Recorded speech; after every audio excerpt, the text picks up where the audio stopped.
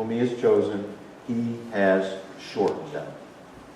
So what's going to happen? Right at the middle, right in this aisle, the second 3.5 years of the tribulation, Satan breaks his peace pact with Israel. He goes after the Jews, especially the believing Jews, with a vengeance. Some of them are carried off or flown away to a safe place where they're taken care of and protected by someone, something, some entity. Okay? So much we know at this point. Then verse 15. Revelation chapter 12, go back to our text. Revelation chapter 12, verse 15. Then from his mouth the serpent, who is the serpent? Satan. Then from his mouth the serpent spewed water like a river to overtake the woman and sweep her away with the torrent.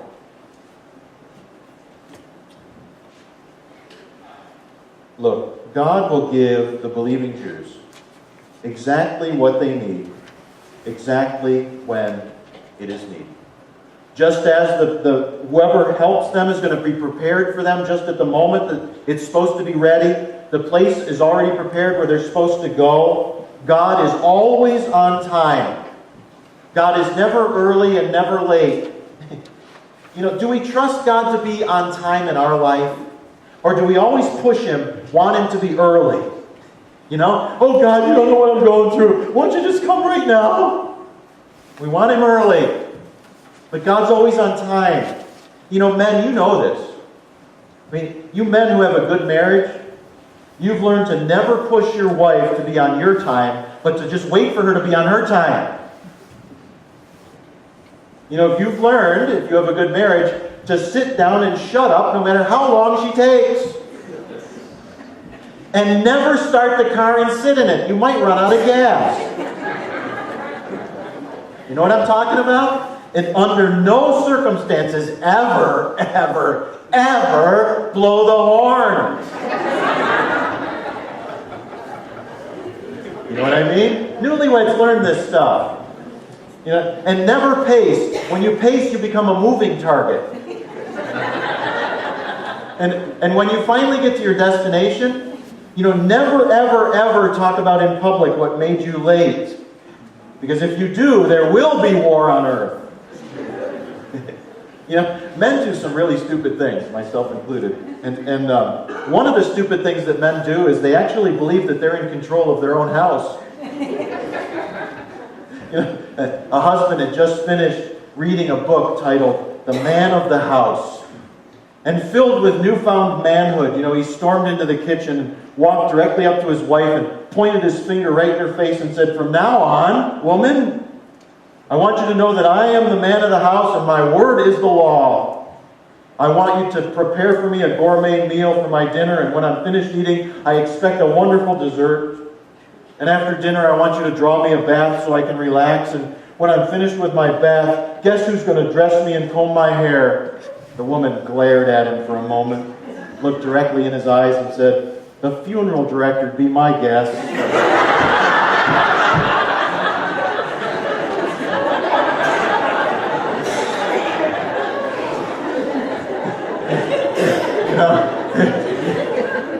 You who've been married for a while, you understand that a woman always has the last word in any argument.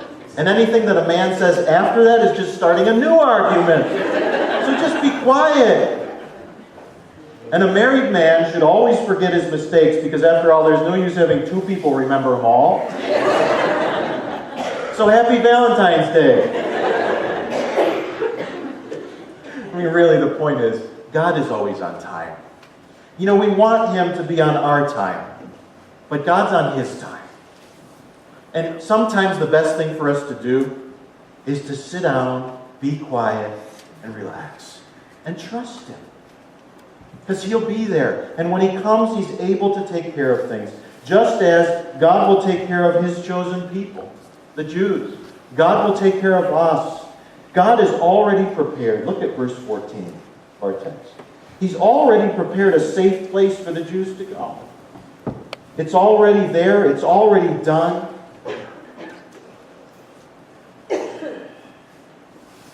He's already given them that place.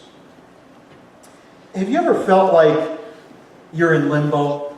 You know? Like you're just kind of waiting for God to show up?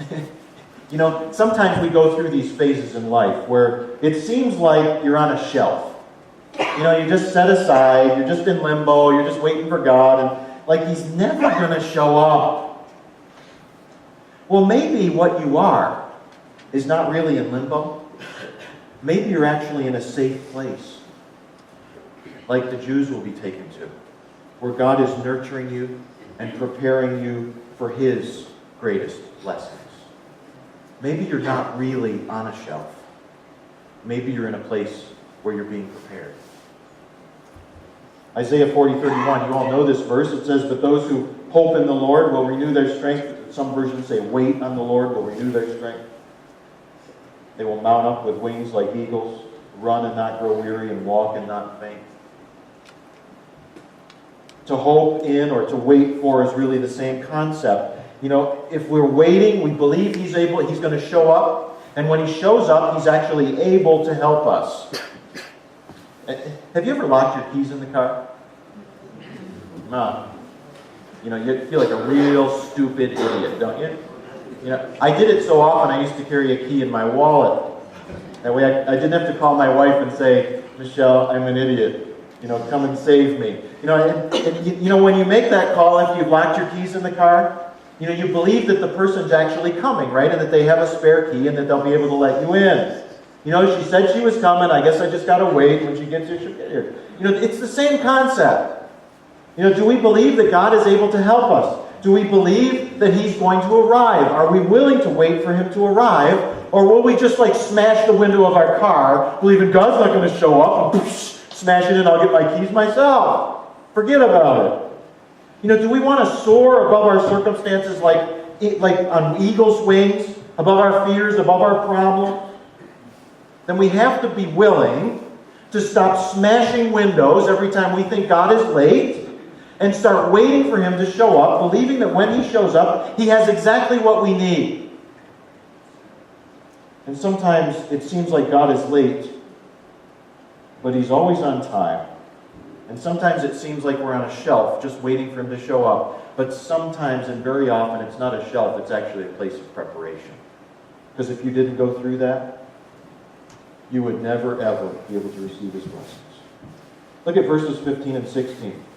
"Then from his mouth, the Satan's mouth, the serpent spewed water like a river to overtake the woman and sweep her away with the torrent." Look at 16. "But the earth helped the woman by opening its mouth and swallowing the river that the dragon had spewed out of his mouth."